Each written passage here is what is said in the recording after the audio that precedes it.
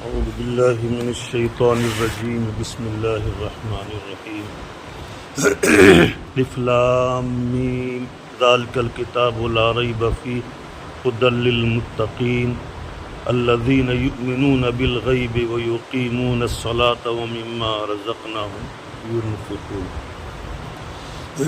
اس سے قبل سورہ فاتحہ کی تفسیر کے ذیل میں گزشتہ مجلس میں یہ بات آئی تھی کہ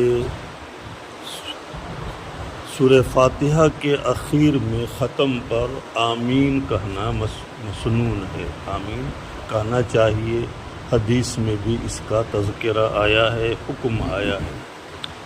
اور آمین ایک طرح کی دعا ہے، یہ عبرانی زبان کا ایک لفظ ہے جس کے معنی آتے ہیں استجب دعاءنا، اے اللہ ہم نے ابھی جو بھی دعا کی ہے ہماری اس دعا کو قبول فرما لیجیے۔ اور دعا کے سلسلے میں ضابطہ یہ ہے کہ ادعوا ربکم تضرعا وخفیہ، کہ دعا آہستہ کہنا چاہیے، لہذا آمین بھی آہستہ ہی کہنا چاہیے۔ بہت سے لوگ آمین کو زور سے چلا کر پوری مسجد میں شور ہنگامہ کر دیتے ہیں، یہ جو ہے اصول کے خلاف ہے، ادب کے خلاف ہے، اور تعلیم نبوی کے حدیث کے بھی خلاف ہے۔ اس وجہ سے کہ تعلیم نبوی میں بھی یہی ہے کہ آمین کو آہستہ کہنا چاہیے، چونکہ ایک طرح کی دعا ہے، اور دعا کے سلسلے میں قرآنی ضابطہ یہ ہے کہ ادعوا ربکم تضرعا وخفیہ، تضرع کے ساتھ، دل کی واقع میلان کے ساتھ، دل کی توجہ کے ساتھ اپنی بے بسی اور بے کسی کا اظہار کرتے ہوئے اللہ کے سامنے دعا کرنی چاہیے۔ دعا کرنے میں بھی جب اور دعا کے سلسلے میں عام ایک دعا کے وقت جو ہے ہاتھ اٹھا کر دعا مانگنے میں غائب درجے کی تضرع اور عاجزی پائی جاتی ہے۔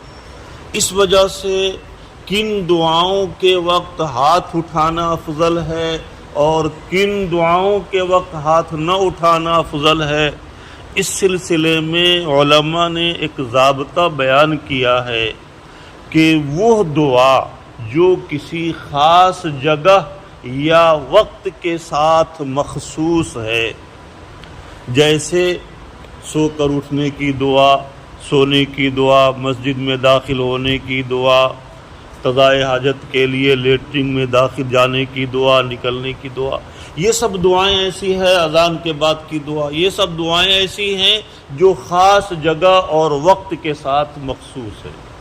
تو ان دعاؤں کے بارے میں علماء نے ایک ضابطہ بیان کیا ہے کہ جو دعا کسی خاص جگہ یا وقت کے ساتھ مخصوص ہے وہاں پر ہاتھ نہ اٹھانا افضل ہے، بغیر ہاتھ اٹھائے ہوئے دعا کرنا افضل ہے۔ اور وہ دعائیں جو کسی خاص جگہ یا وقت کے ساتھ مخصوص نہیں ہیں، جیسے ہم یوں ہی جو ہے دعا کہ اللہ تعالیٰ سے غروب آفتاب کے وقت یا اور بھی کوئی قبولیت کے وقت دعا کر رہے ہیں، تو نماز کے بعد دعا کر رہے ہیں، تو چونکہ یہ خاص جگہ یا وقت کے ساتھ مخصوص نہیں ہے جو ہم دعا کرنے والے ہیں وہ دعا، اس وجہ سے ان دعاؤں کے وقت ہاتھ اٹھانا چاہیے، اس وجہ سے کہ ہاتھ اٹھانے میں غایت درجے کی عاجزی اور انکساری کا اظہار ہے، اور اللہ کا حکم ہے ادعوا ربکم تضرعا وخفیہ، کہ عاجزی کے ساتھ دعائیں مانگو۔ دعا کے وقت ہاتھ کیسے اٹھانا چاہیے، اس سلسلے میں میرے استاد حضرت مولانا عبدالحق صاحب نوّر اللہ مرقدہ شیخ الحدیث دارالعلوم فرمایا کرتے تھے کہ دیکھو ہاتھ اٹھانے کا طریق کے آداب میں سے یہ ہے کہ اپنے دونوں ہاتھ کی ہتھیلی کو سینے کے مقابل رکھو، اور یہ انگلیوں کو، جو یہ خنصر کی جو انگلیاں ہیں دونوں ہاتھ کی، اس کو ملا لو، ایک دوسری انگلی سے اس طریقے سے ملا لو، اور اس کے بعد ہتھیلی کا یہ حصہ جو گٹے کے قریب ہے اس کو جو ہے ہتھیلی کے حصے کو اس کو الگ رکھو، بالکل ایسے ملاؤ نہیں، بلکہ ہتھیلی کے گٹے کے قریب والے حصے کو الگ رکھو اور سینے کے مقابل ہاتھ رکھ کر گویا کہ جو ہے ہاتھ اٹھا کر دعائیں مانگو۔ اور اس میں مقصد کیا ہے؟ ڈاکٹر صاحب سو رہے ہیں کیا؟ اس میں مصلحت بتلایا کرتے تھے، اگر آپ سامنے بیٹھ کر سوئیں گے تو میں بھی سو جاؤں گا، پھر کیسے ہوگا؟ تو اس میں مصلحت یہ بتلایا کرتے تھے کہ دیکھو، جب یہ ہتھیلی کے قریب والا حصہ جب الگ رہے گا تو اللہ سے جب مانگیں گے تو اللہ تعالیٰ بے شمار نعمتیں اور بے باقی رحمتیں اپنی عطا فرمائیں گے۔ اب اگر ہم ہتھیلی کو ایسے بند کر لیں گے تو اللہ کی رحمت سے ہتھیلی بھرنے کے بعد وہ پھر باہر گرے گی، اور اگر ہتھیلی کے قریب کا حصہ ہم نے اگر کھلا رکھا ہے تو اللہ کی جو رحمت ہتھیلی بھرنے کے بعد آئے گی وہ اپنی گود میں اترتی جائے گی۔ تو گویا کہ یہ ایک نیک فعالی کے طور پر یہ طریقہ حضرت بتایا کرتے تھے کہ دعا کے وقت آداب میں سے یہ ہے کہ اس طرح سے ہاتھ اٹھایا جائے۔ بہرحال تو بات یہ چل رہی تھی کہ سورہ فاتحہ کے ختم پر دعا کرنا چاہیے اور دعا کے جو ہے یعنی آمین کہنا چاہیے۔ آمین کہ اللہ ہم نے جو کچھ بھی اس میں درخواست کی ہے اس درخواست کو قبول فرما۔ قرآن کی سب سے پہلی سورت سورہ فاتحہ ہے اور دوسری سورت سورۃ البقرہ ہے۔ دونوں کے درمیان ربط یہ ہے کہ سورہ فاتحہ میں بندے نے اللہ تعالیٰ سے گفتگو اور ہم کلامی کے وقت بہت سی درخواستیں کی، ان میں سب سے اہم ترین درخواست تھی کیا؟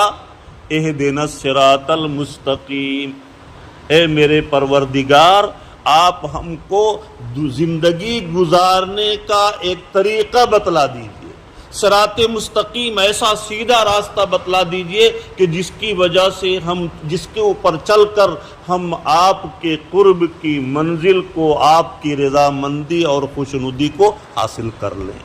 تو آپ کے قرب کی منزل اور آپ کی رضا اور خوشنودی کے حصول کے لیے جو سیدھا راستہ ہو صراط مستقیم وہ ہم کو دکھلا دیجئے۔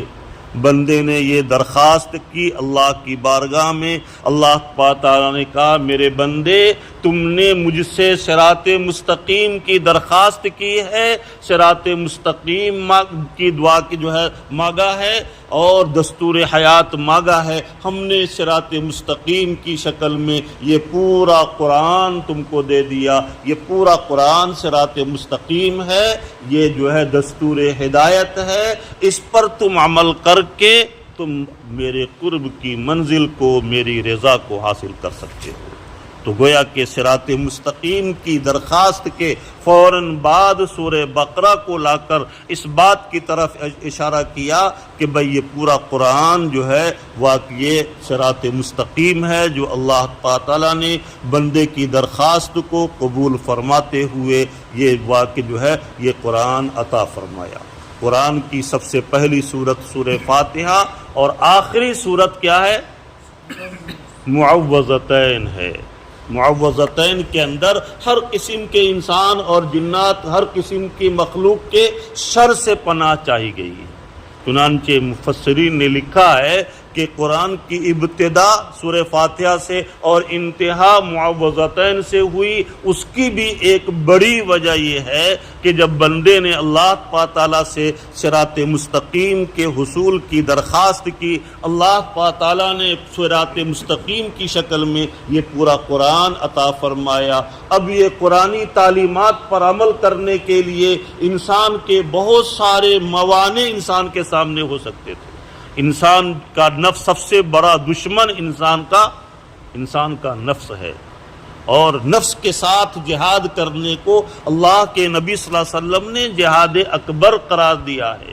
ایک مرتبہ اللہ کے نبی صلی اللہ علیہ وسلم کسی لڑائی سے مدینہ منورہ تشریف لائے تو آپ نے فرمایا کہ رجونا من جہاد الاصغر الی الجہاد الاکبر، اب تک ہم دشمنوں سے لڑائی کر رہے تھے، جہاد کر رہے تھے، وہ جو ہے چھوٹا جہاد تھا، اب ہم اپنے وطن پہ آ گئے ہیں، اب نفس کے خلاف مجاہدہ کرنا پڑے گا، یہ بڑا جہاد ہے۔ گویا کہ اللہ کے نبی صلی اللہ علیہ وسلم نے نفس کے خلاف مجاہدے کو جہاد اکبر سے تعبیر کیا ہے۔ اسی وجہ سے نفس جو ہے یہ اپنا دشمن ہے۔ اسی طریقے سے وسواس انسان اور جنات اور اس طریقے سے جو انسان کے دشمن ہیں وہ سب انسانوں میں سے بھی جو حاسدین ہیں وہ واقعی کبھی نہیں چاہیں گے کہ یہ اللہ کے قرب کی منزل کو حاصل کر لے۔ تو بہت ساری رکاوٹیں اور موانع انسان کو اس صراط مستقیم پر چلنے میں پیش آ سکتے تھے۔ اسی وجہ سے اللہ تعالیٰ نے بندے کو تعلیم سکھا دی کہ دیکھو میرے بندے، تم اللہ تعالیٰ کی پناہ چاہو، انسان اور جنات اور خود اپنے نفس کے شر سے اللہ کی پناہ میں آ جاؤ۔ اللہ کی پناہ میں آ جاؤ گے تو یہ جتنے بھی تمہارے دشمن ہیں اللہ کی پناہ میں آنے کے بعد سب کی سازش ناکام ہو جائے گی، اللہ کی حفاظت تمہارے لیے کافی اور مضبوط ہو جائے گی۔ تو اس بنا پر اخیر میں معوذتین کو رکھا گیا۔ بسم اللہ الرحمن سورۃ البقرہ۔ سورہ بقرہ کی احادیث میں بڑے فضائل وارد ہوئے ہیں۔ بقرہ کے معنی گائے کہتے ہیں، بیل کہتے ہیں، چونکہ بقرہ کا گائے کا ایک تفصیلی واقعہ اس صورت میں آیا ہے۔ اس صورت میں بنی اسرائیل میں ایک شخص کو کسی نے قتل کر دیا۔ اب وہ اس کے مقتول کے ورثاء اور آئے حضرت موسیٰ علیہ السلام کے پاس کہ ہمارے فلاں صاحب کو کسی نے قتل کر دیا ہے، قاتل کا پتہ بتلا دیجئے کس نے قتل کیا ہے۔ اب وہ بہت زیادہ اصرار کیا، بہت ضد کیا، تو حضرت موسیٰ علیہ السلام نے تو انکار کیا، لیکن جب بہت زیادہ اصرار کیا تو اللہ تعالیٰ نے حضرت موسیٰ سے کہا کہ ان کو کہو کہ ایک گائے کو ذبح کر دے، اور گائے کو ذبح کرنے کے بعد اس کا گوشت مقتول کے جسم سے لگا دے، مقتول زندہ ہو کر وہ خود قاتل کا نام بتلائے گا۔ اس طریقے سے اس کا پورا تفصیلی واقعہ جو ہے قرآن میں آیا ہے۔ اسی مناسبت سے اس سورت کا نام سورۃ البقرہ رکھا گیا۔ سورتوں کا جو نام ہے وہ توقیفی ہے، وہ بھی جو ہے گویا کہ اللہ کی طرف سے نازل ہوا، اور پھر یہ کہ سورتوں کے اندر جو آیتوں کی ترتیب ہے وہ بھی اللہ کی طرف سے نازل ہوئی ہے۔ تو سورہ بقرہ یہ مدنی ہے اس وجہ سے کہ اس کی اکثر آیتیں جو ہے یہ ہجرت کے بعد نازل ہوئی ہیں۔ اس سورت کے اندر اللہ تعالیٰ نے تقریباً 1000 احکام نازل فرمائے ہیں، 1000 اوامر کی آیتیں ہیں، 1000 تقریباً نواہی کی آیتیں، یعنی جن کاموں کا حکم دیا ان کو اوامر کہا جاتا ہے، یہ کام کرو، اقیموا الصلاۃ، نماز پڑھو، زکوٰۃ دو، تو یہ اوامر ہو گئے۔ اور نواہی کہ بھائی واقع سود مت کھاؤ، حرام کام مت کرو، زنا مت کرو، اس طریقے سے یہ سب جن کاموں سے روکا گیا ہے ان کو نواہی کہا جائے گا۔ تو تقریباً 1000 اوامر، 1000 نواہی واقع جو ہے کا اس میں بیان ہے، اور بھی بہت سارے جو ہے احکام اس کے اندر ہیں۔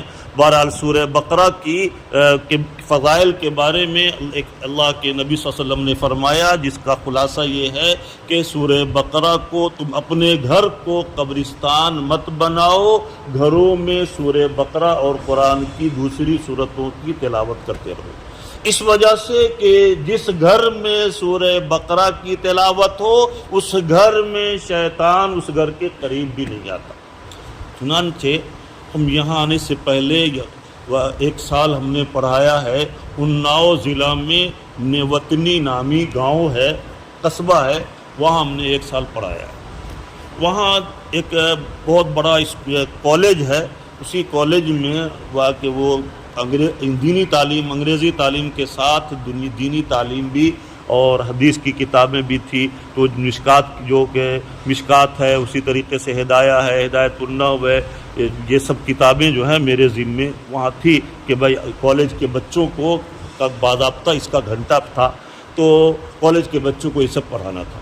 وہاں کے جو ایک انگریزی کے ٹیچر تھے مظفر پور کے، اتفاق سے ان کا دماغی توازن خراب ہو گیا، اور پھر ان کو وہ گھر چلے گئے۔ اس کے کچھ ہی 1 ہفتے کے بعد ایک وہاں کا جو طالب علم تھا اس کا بھی دماغی توازن خراب ہو گیا۔ اس طریقے سے شیطانی اثرات کا جو ہے وہاں غلبہ تھا، اور کئی بچے 2-3 بچے بھی اس طریقے سے اس میں لپٹ میں آ گئے، اور اس کے بعد حضرت وہ جو ہے کوئی ٹیچر بھی اس میں آ گئے۔ تو ہم نے وہیں سے ایک خط لکھا حضرت قاری صدیق صاحب بادوی نور اللہ مرقدہ کو، چنان کہ بھائی ایسی صورتحال ہے، لہذا اس بات کے جو ہے کیا کیا جائے، آپ تھوڑا رہنمائی فرمائیں۔ حضرت نے فرمایا کہ وہاں سورہ بقرہ کی تلاوت کی جائے، اس وجہ سے کہ سورہ بقرہ کی جہاں تلاوت ہو وہاں شیاطین نہیں رہتے، اس وجہ سے وہ مدرسے میں بچوں کو کے ذریعے سے آپ سورہ بقرہ کی تلاوت کا اہتمام کروائیں۔ تو بہرحال تو حضرت کا بھی ابھی بھی خط وہ میرے پاس محفوظ ہوگا۔ معلوم ہوا کہ بھائی، اور حدیث میں بھی آتا ہے کہ جس گھر میں سورہ بقرہ کی تلاوت ہو وہاں شیاطین نہیں آتے، لہذا اگر کہیں پر شیاطین کا تسلط ہے اس گھر میں بھی سورہ بقرہ 40 دن تک اگر پڑھی جائے تو اللہ کی ذات سے یہ امید ہے کہ وہ شیاطین کا تسلط ختم ہو جائے گا۔ بہرحال تو سورہ بقرہ یہ مدنی ہے۔ بسم اللہ الرحمن الرحیم، الف لام میم، یہ حروف مقطعات میں سے بہت سی صورتوں کے شروع میں اس جیسے حروف مقطعات آپ کو ملیں گے اور قرآن کے اندر موجود ہے۔ یہ حروف مقطعات ایسے ہیں کہ جن کے معنی اور مطالب کو بیان کرنے کی مفسرین نے اپنے اعتبار سے بہت کوششیں کی ہیں، اور اپنے اپنے اعتبار سے انہوں نے اس معنی کو بیان بھی کیا ہے۔ چنانچہ اس الف لام میم کا بھی مطلب بعض لوگوں نے بیان کیا ہے کہ الف سے اللہ، لام سے جبرائیل اور میم سے محمد صلی اللہ علیہ وسلم، کہ یہ قرآن اللہ کی طرف سے حضرت جبرائیل امین علیہ الصلاۃ والسلام کے واسطے سے اور اللہ کے نبی محمد صلی اللہ علیہ وسلم کے اوپر اتارا گیا ہے۔ بعض لوگوں نے اس کا یہ مطلب بیان کیا ہے، لیکن اکثر جمہور مفسرین کی رائے اور راجح قول یہی ہے کہ اللہ عالم بالصواب، کہ یہ اللہ کے درمیان اور اللہ کے لاڈلے نبی کے درمیان راز و نیاز کی کچھ ایسی باتیں تھیں جس کے اظہار کی اجازت خود نبی کو بھی نہیں دی گئی۔ جب نبی کو بھی اس راز کو ظاہر کرنے کی اجازت نہیں دی گئی تو ہم کو پھر اس راز کے اندر پڑھنا اور راز کو کھود کرید کرنا یہ ہمارے لیے درست نہیں ہے۔ اسی وجہ سے جمہور مفسرین اس جیسے حروف مقطعات کے بارے میں یہی فرماتے ہیں کہ اللہ عالم بالصواب، کہ اس کی صحیح تفسیر کا علم اللہ کو ہی ہے، اللہ کے علاوہ کوئی نہیں جانتا۔ ذالک الکتاب لا ریب فیہ، ذالکہ اس میں اشارہ ہے اور اس سے دور کی چیزوں کی طرف اشارہ کیا جاتا ہے۔ اب سوال یہ پیدا ہوتا ہے کہ ذالک الکتاب، یہ کتاب تو سامنے ہے، تو یہاں پر اس میں اشارہ قریب کا لانا چاہیے، دور کا نہیں لانا چاہیے تھا۔ تو اس کا جواب مفسرین نے دیا ہے کہ اصل میں بندے نے اللہ تعالیٰ سے صراط مستقیم کی درخواست کی تھی کہ بھائی اہدنا الصراط المستقیم، سورہ فاتحہ میں اللہ تعالیٰ نے فرمایا کہ ذالک الکتاب، وہ جو ہے صراط مستقیم یہ کتاب ہے، وہ صراط مستقیم جس کی تم نے درخواست کیا تھا وہ صراط مستقیم یہی کتاب ہے جو کتاب تمہارے سامنے اب یہاں سے تلاوت کی جا رہی ہے۔ یہ کتاب تمہارے لیے دستور حیات ہے، دستور زندگی ہے، تم اس پر چل کر تم اللہ کی رضا کو، اللہ کے قرب کی منزل کو اور دارین کی سعادت کو حاصل کر سکتے ہو۔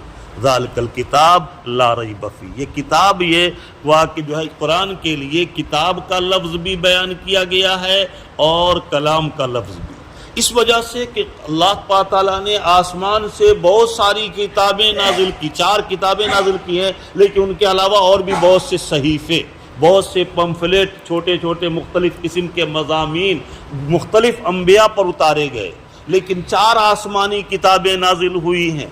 لیکن ان 4 کتابوں میں سے صرف قرآن ہی ایسی کتاب ہے جو اللہ کی کتاب ہونے کے ساتھ ساتھ اللہ کا کلام بھی ہے۔ باقی دوسری جو آسمانی کتابیں ہیں وہ کتاب اللہ تو ہیں لیکن کلام اللہ نہیں ہے، اور قرآن یہ اللہ کی کتاب بھی ہے، اللہ کا کلام بھی ہے۔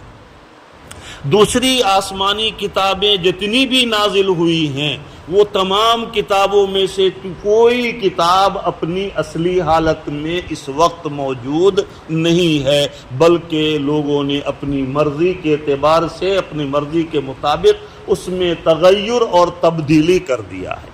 قرآن ہی ایسی کتاب ہے جس کا ایک ایک نقطہ ایک ایک زبر زیر محفوظ ہے، قیامت تک اس میں کوئی تبدیلی نہ کوئی کر سکا ہے اور نہ کر سکے گا، اس وجہ سے کہ خود اللہ تعالیٰ نے اس کی حفاظت کا ذمہ اپنے اوپر لے لیا ہے۔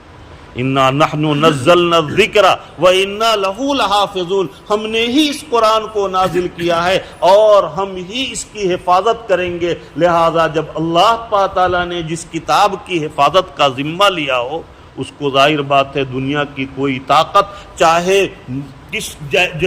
جو ہے جس طرح سے بھی اس میں تبدیلی کرنا چاہے تبدیلی نہیں کر سکتی۔ چنانچہ باطل طاقتیں آج بھی اپنی کوشش سے باز نہیں آ رہی ہے، بہت سے قرآن کے نسخے انہوں نے ہزاروں نہیں لاکھوں کی تعداد میں ایسے چھپوائے ہیں کہ جس کے اندر جگہ جگہ پر قرآن کے واقعی آیتوں کے اندر الفاظ میں تبدیلی پیدا کر دی گئی ہے، اور ایسے ہزاروں لاکھوں نسخے انہوں نے چھپوا کر کے تقسیم کیا، لیکن امت نے اس کو قبول نہیں کیا۔ کیوں قبول نہیں کیا؟ چونکہ یہ قرآن کو اللہ تعالیٰ نے اپنے بندوں کے سینے میں محفوظ کر دیا ہے، ہزاروں نہیں اربوں خربوں سینے میں محفوظ ہے، لہذا اگر تمام دنیا کے جتنے بھی نسخے ہیں قرآن کے اگر وہ ختم بھی کر دیے جائیں تب بھی من وعن قرآن کو باقی جو ہے لکھا جا سکتا ہے۔ کیوں؟ اس وجہ سے کہ یہ قرآن کو اللہ تعالیٰ نے اپنے بندوں کے ہزاروں نہیں اربوں خربوں سینے میں محفوظ کر دیا ہے۔ تو ذالک الکتاب، یہ وہی کتاب ہے کہ لا ریب فیہ، کہ جس کے جو کہ اللہ کی کتاب ہونے میں شک و شبہ کی گنجائش نہیں ہے۔ یقینی طور پر یہ جو ہے اللہ کی کتاب ہے، اور اس میں کوئی اگر شک کیا تو ایسی صورت میں اس کا ایمان ہی جو قائم باقی نہیں رہے گا۔ اس وجہ سے کہ اللہ تعالیٰ فرما رہے ہیں کہ اس میں کوئی شک نہیں، اور پھر کوئی شخص اگر شک کرتا ہے تو گویا کہ قرآنی حکم کے خلاف کر رہا ہے، اور قرآنی حکم کے خلاف ورزی کرنے والا، قرآنی حکم کے خلاف عقیدہ رکھنے والا ایمان سے خارج۔ فرما رہے ہیں کہ ہدی للمتقین، یہ کتاب ہدایت کا ذریعہ ہے، ہدایت نامہ ہے، للمتقین، متقیوں کے لیے۔ اب سوال پیدا ہوتا ہے ڈاکٹر صاحب، یہاں پر ایک سوال پیدا ہوتا ہے۔ کیا سوال پیدا ہوتا ہے؟ کہ یہ مجھے کوئی سوال نہیں پیدا ہوتا، مجھے سونے دو۔ نہیں، اچھا، ایک سوال یہ پیدا ہوتا ہے کہ یہ کتاب تو پورے عالم کے انسانوں کے لیے نازل کیا گیا ہے، تو پھر یہ متقین کی قید کیوں لگائی گئی؟ ہدی للمتقین، متقیوں کے لیے ہی ہدایت کا یہ ذریعہ ہے، یہ کیوں کہا گیا؟ اس کا جواب مفسرین نے دیا ہے کہ اصل میں اس سے سب لوگ فائدہ نہیں اٹھائیں گے۔ اللہ کی طرف سے جس کو توفیق ہوگی وہی فائدہ اٹھا سکتے ہیں۔ اسی وجہ سے ہم اور جن کے دل میں اللہ کی خشیت ہو، اللہ کا خوف ہو، جن کے اندر تقوی ہو، وہی لوگ اس سے صحیح طور سے فائدہ اٹھا سکتے ہیں۔ اسی وجہ سے یہ جو ہے اللہ کی توفیق پر منحصر ہے۔ اسی وجہ سے ہمیشہ اللہ تعالیٰ سے نیک اور خیر کے کاموں کے توفیق کی دعائیں کرتے رہنا چاہیے۔ اللہ کی توفیق کے بغیر کوئی کام کوئی انسان نہیں کر سکتا۔ ایک توفیق کے اوپر ایک لطیفہ سن لیجئے۔ ایک سیٹھ صاحب اپنے ملازم کو لے کر گئے کہاں؟ منگل بازار میں، کہ چلو بھائی سامان ہم کو لانا ہے، ہم سیٹھ صاحب ہیں، ہم سامان کیسے تھیلا اٹھا کے لائیں گے، تم سامان کا تھیلا اٹھا کے لاؤ۔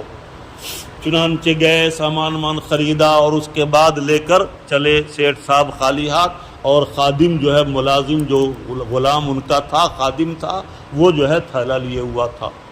اب مسجد کے پاس سے جیسے ہی گزرے مغرب کی اذان ہو گئی تو خادم نے درخواست کی کہ حضور آپ اجازت دیں تو میں نماز پڑھ لوں. تو کہا کہ چلو ٹھیک ہے، ہم جو ہے جاؤ جلدی سے نماز پڑھ کے آؤ. اور سیٹھ صاحب تو چونکہ سیٹھ صاحب تھے، ان کو نماز کی کیا ضرورت، تو مسجد کے باہر کرسی لگی تھی اسی پر بیٹھ گئے. انہوں نے سوچا کہ 3 رکعت مغرب کی نماز ہے، 5 منٹ میں آ جائے گا، چلو کوئی حرج نہیں، بیٹھ گئے. اور اس کے بعد سیٹھ صاحب باہر بیٹھ گئے اور خادم نوکر گیا نماز پڑھنے کے لیے. نماز پڑھنے کے بعد 3 رکعت فرض کے بعد پھر انہوں نے 2 رکعت سنت کی نیت باندھی، پھر اس کے بعد اوابین کی نیت باندھی. اب وہ سیٹھ صاحب کو غصہ آ رہا ہے کہ ارے سب لوگ نکل گیا اور یہ ابھی تک مسجد میں کیا کر رہا ہے. اور اس کے چنانچہ جو ہے سیٹھ صاحب گئے مسجد کے دروازے پر اور نام لے کر کہا فلانے تم مسجد سے کیوں نہیں نکل رہے ہو، جلدی آؤ. تو اس نے سلام پھیرا اور سلام پھیر کر کہا کہ حضور جو آپ کو مسجد کے اندر نہیں آنے دے رہا ہے وہی مجھے مسجد سے باہر نہیں جانے دے رہا ہے. تو گویا کہ اللہ کی توفیق ان کو ملی، غلام اور خادم ہو کر کے بھی اسے نماز پڑھا. اور یہ سیٹھ صاحب ہو کر کے جن کو اختیار حاصل تھا لیکن پھر بھی جو ہے وہ نماز ان کو اللہ کی توفیق نہیں ملی، اس وجہ سے وہ مسجد کے گیٹ پر بیٹھ کر کے وقت پاس کرتے رہے. چنانچہ بہت سے لوگ دیکھیں گے کہ بازار میں یا گھر میں بیٹھ کر کے وقت پاس کر دیتے ہیں لیکن مسجد کے قریب، مسجد کے متصل ہونے کے باوجود جو ہے وہ کہ نماز کی توفیق نہیں ملتی. اس وجہ سے ہمیشہ اللہ تعالیٰ سے خیر اور طاعت کے کاموں کے توفیق کی بھی دعائیں مانگتے رہنا چاہیے. تو یہ کتاب متقیوں کے لیے ہدایت کا ذریعہ ہے. اب آگے متقیوں کے 3 اوصاف بیان کیے گئے اسی آیت میں.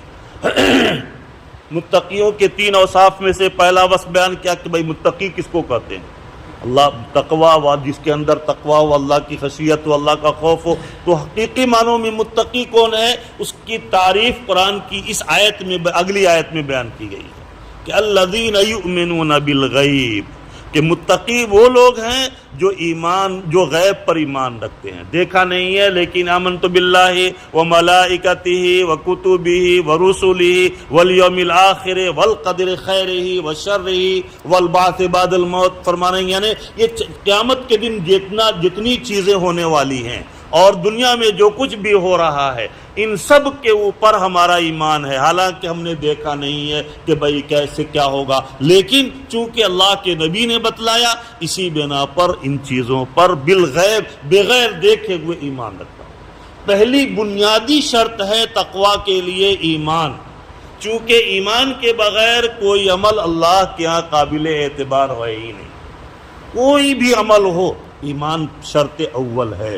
اسی وجہ سے علماء نے لکھا ہے کہ اگر کوئی شخص مومن نہیں ہے، مسلمان نہیں ہے، کافر ہے، لیکن بہت سے کافر بڑے بڑے خیر اور نیکی کے کام کرتے ہیں، بڑا بڑا ہاسپٹل بہت سے ہندو چلاتے ہیں، بہت سے جو ہے ہندو جو ہے کھارل ہاسپٹل میں جتنے بھی پیشنٹ جاتے ہیں ان کے لیے کھانے کا انتظام ایک جو ہے ہندو کی طرف سے ہے. اسی طریقے سے بہت سے اور بھی خیر کے کام جو ہے ہندو کرتے ہیں جو غیر مسلم کرتے ہیں. اب سوال یہ پیدا ہوتا ہے کہ ان کے یہ خیر اور طاعت کے کاموں کا بدلہ پھر کہاں جائے گا؟ اس کا جواب یہ ہے کہ اللہ تعالیٰ چونکہ اولئک لا خلاق لهم فی الآخرہ، آخرت میں ایمان کے بغیر کسی عمل کا کوئی بدلہ نہیں ملے گا، اسی وجہ سے ان کو دنیا ہی میں اللہ تعالیٰ کسی نہ کسی بہانے سے دے دیں گے، مرنے سے قبل ہی اس کا بدلہ دے دیا جائے گا. اس وجہ سے کہ آخرت میں ان کا کوئی حصہ نہیں ہے اور کسی کی نیکی ضائع بھی نہیں کرتے اللہ تعالیٰ، اسی وجہ سے اس کا بدلہ کسی نہ کسی طریقے سے دنیا ہی میں دے دیں گے. معلوم ہوا کہ پہلی شرط تقوی کے لیے پہلی شرط کیا ہے کہ ایمان بالغیب ہے. دوسری شرط کیا ہے؟ وَيُقِيمُونَ الصَّلَاةَ، نماز کو قائم کرتے ہیں. نماز کو قائم کرنا ایک تو یہ ہے کہ ہم لوگ نماز کو واقع دوسروں کی نقالی کرتے ہوئے اٹھ بیٹھ کر کے پڑھ لیتے ہیں، اور دوسرے ہے اقامت صلاۃ. قرآن کے اندر اقامت صلاۃ کا لفظ آیا ہے. اقامت صلاۃ کا مطلب یہ ہے کہ تمام آداب و مستحبات کی رعایت کرتے ہوئے کیا کرتے ہیں؟ نماز کو ادا کرتے ہیں. تمام آداب و مستحبات کی رعایت کرتے ہوئے نماز کو ادا کرتے ہیں۔ اللہ تعالیٰ نے فرمایا خذوا زینتکم عند کل مسجد، کیا مطلب؟ اپنی بیوی زینت کو بھی مسجد کے نماز کے اندر لایا کرو۔ کیا ڈاکٹر صاحب؟ یہ مطلب نہیں ہے، بلکہ مطلب یہ ہے کہ نماز کے لیے جب آؤ تو خوب زیب و زینت کر کے آؤ، میک اپ کر کے آؤ۔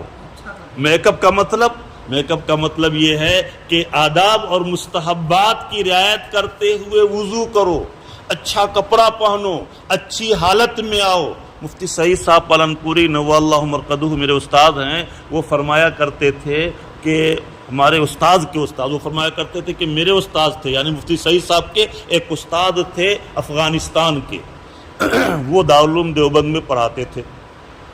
چنانچہ وہ جمعہ جب پانچوں وقت نماز کے لیے جب جاتے تھے تو وہ چونکہ گرم ملک کے رہنے والے، تو یہاں ان کو گرمی اور زیادہ برداشت نہیں ہوتی تھی، تو گھر جب روم میں ہوتے تھے تو بنیان اور لنگی میں رہتے تھے، لیکن جب نماز کا وقت ہوتا تو پھر جو ہے وہ کرتا پہنتے، جبہ پہننے کے بعد اوپر سے پھر جو ہے وہ عبا پہنتے، عبا جو مشائخ پہنتے ہیں وہ پہنتے، اس کے اوپر سے پھر ایک شال اوڑھتے اور اس کے بعد پگڑی باندھتے، سرما لگاتے، اور اس کے بعد پھر عصا لے کر کے مسجد جاتے تھے نماز پڑھنے کے لیے۔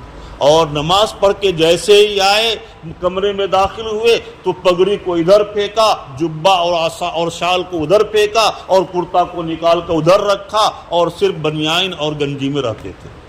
تو حضرت مفتی سعید صاحب فرماتے ہیں کہ میں نے حضرت سے پوچھا، اپنے استاد سے پوچھا کہ حضرت آپ جو ہے جب آپ تو جبہ جب پہن لیتے ہیں تو وہ کافی ہے، پھر جو اتنی سخت گرمی کے باوجود آپ جو ہے عبا پہنتے ہیں، پھر شال اوڑھتے ہیں، پگڑی باندھتے ہیں، یہ سب کوئی ضروری تو نہیں ہے، یہ سب اتنا کیوں کرتے ہیں گرمی کی شدت کے باوجود؟ تو انہوں نے کیا جواب دیا؟ انہوں نے جواب دیا کہ سعید احمد، مجھے اللہ کی بارگاہ میں اس حالت میں جاتے ہوئے شرم محسوس ہوتی ہے۔ اللہ تعالیٰ نے حکم دیا ہے کہ تم اچھی حیت میں خذوا زینتکم، اچھی حیت میں مسجد میں آؤ۔ اس سے معلوم ہوا کہ علماء نے لکھا ہے کہ جس لباس میں ہم جو ہے کسی بڑے آدمی کے ہاں نہیں جا سکتے، اپنے کسی رشتہ دار کے ہاں نہیں جا سکتے، اس لباس میں اللہ کے گھر میں مسجد میں آنا یہ مکروہ ہے۔ اسی وجہ سے علماء نے لکھا ہے کہ بھائی اگر آدھی آستین کا کرتا پہنے ہوئے ہوں تو نماز مکروہ ہے، نماز مکروہ ہو جاتی ہے، اور نماز کے ثواب میں بہت کمی ہو جاتی ہے۔ اس وجہ سے نماز کے اندر اچھی حالت میں آنا چاہیے، چونکہ نماز کی حالت کو ہم سمجھے کہ یہ ہے کیا چیز، یہ معراج المومنین ہے۔ اللہ تعالیٰ سے جس طرح سے اللہ کے ہمارے نبی کو شرف تکلم حاصل ہوا تھا، گفتگو ہوئی تھی، اسی طریقے سے نماز میں بھی ہر بندے کو اللہ تعالیٰ سے گفتگو ہوتی ہے۔ تو گویا کہ نماز کی حالت میں اس کا استحضار رکھنا چاہیے کہ ہم کہاں کھڑے ہوئے ہیں، کس کے دربار میں کھڑے ہیں، اور کس سے ہم گفتگو کر رہے ہیں۔ کسی بڑے بادشاہ کے دربار میں آپ جو ہے بنیان پہن کر اور لنگی پہن کر چلے جائیے، ظاہر بات ہے وہ آپ کو جو ہے تماچے مار کر بھگا دے گا، چپراسی بھگا دے گا، وہاں تک اندر انٹری کی بھی اجازت نہیں ہوگی۔ یہاں اللہ تعالیٰ نے کوئی دربان نہیں رکھا ہے، لیکن وہ اللہ تعالیٰ نے کیمرہ لگا رکھا ہے، اللہ تعالیٰ نے کیمرہ لگا رکھا ہے، 2 فرشتوں کو کھڑا کر رکھا ہے ہمارے ساتھ، وہ فرشتے ہماری زندگی کا ریل تیار کر رہے ہیں۔ بہرحال تو نماز میں اس کا استحضار کرنا چاہیے۔ اقامت صلاۃ کا مطلب یہ ہے کہ نماز کو تمام آداب کی رعایت کرتے ہوئے ادا کی جائے، تب جا کر نماز اقامت صلاۃ کا لائے گی۔ آداب کا مطلب یہ ہے کہ بھئی یہ اس کا استحضار ہو کہ ہم اللہ کی بارگاہ میں کھڑے ہوئے ہیں، اور ہم گرچہ اللہ کو نہیں دیکھ رہے ہیں لیکن اللہ تعالیٰ ہم کو دیکھ رہا ہے۔ اگر کوئی شیخ سامنے ہو تو شیخ کے سامنے کوئی غلط نگاہ نہیں اٹھاتا اور ادھر ادھر کے خیال میں نہیں جاتا۔ اللہ تعالیٰ ہمارے سامنے ہے، ہم سے گفتگو کر رہے ہیں، اور ہم دنیا کے خیالات میں محو ہوں، ظاہر بات ہے اللہ تعالیٰ ہماری اس نماز کی طرف کیسے توجہ دیں گے۔ اس وجہ سے ضرورت اس بات کی ہے کہ ہم اپنی نماز کو درست کر لیں کہ بھئی نماز میں خیالات پورے طور پر یکسوئی خشوع اور خضوع ہو، اور خشوع اور خضوع حاصل ہونے کے لیے میں نے بتایا تھا اس سے پہلے بھی کہ خضوع کا تعلق اعضاء اور جوارح سے ہے، کہ سب سے پہلے یہ معلوم کیا جائے کہ کس رکن کو ادا کرنے کا مسنون طریقہ کیا ہے، اللہ کے نبی صلی اللہ علیہ وسلم نے کیسے ادا کیا ہے۔ انشاءاللہ اس کے لیے پریکٹیکل بھی کروایا جائے گا، لیکن معلوم کرنے کے لیے بہت ساری کتابیں ہیں۔ مولانا تقی عثمانی دامت برکاتہم کی کتاب ہے نمازیں سنت کے مطابق اس طرح پڑھیں، اردو میں، گجراتی میں، انگریزی میں، ہر زبان میں وہ شائع ہو چکی ہے۔ اس کو دیکھ کر کے ایک ایک رکن کی ادائیگی کا مسنون طریقہ معلوم کیا جائے اور مسنون طریقے کے مطابق ہم ہر رکن کو ادا کریں، تو اس سے انشاءاللہ نماز میں کیا ہوگا؟ خضوع پیدا ہوگا، اور خشوع کا تعلق قلب سے ہے، لہذا قلب کو نماز کی طرف پورے طور پر متوجہ رکھنے کا کے لیے بزرگوں نے یہ بتلایا ہے کہ ہم نماز میں جو کچھ بھی پڑھ رہے ہیں، جو قرات کر رہے ہیں، ان کے معانی اور مطالب کو اگر سمجھتے ہیں تو ان کے معانی اور مطالب پر غور کریں۔ ہمارا ذہن اگر ذہن کو کسی ایک چیز کی طرف نہیں لگائیں گے وہ دنیا کی طرف بھاگے گا ہی، اس وجہ سے ہم اس کی طرف اس کو لگا کر رکھیں۔ ذہن جو ہے یہ انسان کا وہ کسی نہ کسی کام میں لغو میں مشغول ہوگا ہی اگر ہم کسی کام میں نہیں لگائیں گے۔ اسی وجہ سے جو عاملین ہوتے ہیں وہ کیا کرتے ہیں، اپنے موکل کو کہتے ہیں، موکل کو یعنی شیطان جو جنات جس کو جو اپنے تابع میں رکھتے ہیں، وہ ہر وقت اس کو کوئی نہ کوئی کام چاہیے۔ اگر آپ نے ایک کام سونپا اس کو اور وہ کام سے فارغ ہوا اور اس سے پہلے دوسرا کام نہیں دے دیا تو سارا کام کو بگاڑ دے گا۔ اس وجہ سے اس کو مشغول رکھنے کے لیے کیا بتاتے ہیں کہ بھائی کہتے ہیں کہ جاؤ تم کاکریا کی ندی سے چنی دے دیتے ہیں، آٹا چالنے والی چنی، اور کہا کرتے ہیں کہ بھئی جاؤ اس میں پانی لے کر آؤ کاکریا کی ندی سے۔ ظاہر بات ہے وہ پانی اس میں آئے گا ہی نہیں، تو مشغول رکھنے کے لیے تو ہمارا ذہن بھی چونکہ خیالات کی دنیا میں گھومتا رہتا ہے، اسی وجہ سے نماز کی حالت میں بھی اس کو مشغول رکھنے کے لیے اچھی چیز میں مشغول رکھو، تو پھر غلط چیز و دنیا کی طرف نہیں جائے گا۔ تو یہاں پر جو ہم پڑھ رہے ہیں ان کے معنی اور مطالب کی طرف اس کو متوجہ رکھیں۔ اب آپ ڈاکٹر صاحب کہیں گے کہ بھائی ہم کو تو ترجمہ نہیں معلوم ہے، تو ترجمہ نہیں معلوم ہے تو جو الف لام میم ذالک الکتاب میں دال الف اور اسی طریقے دال لام کاف، اس طرح یعنی حروف جو ہیں وہ الفاظ جو ہے کالے کالے حروف، ان الفاظ کے اوپر ہی ہم غور کریں کہ بھائی الف ایسا ہے، لام ایسا اور میم ایسا، تو اس الفاظ کے اوپر ہی اپنے ذہن کو مشغول رکھیں، تو انشاءاللہ اس طریقے سے خشوع ہمارے دل میں پیدا ہو جائے گا۔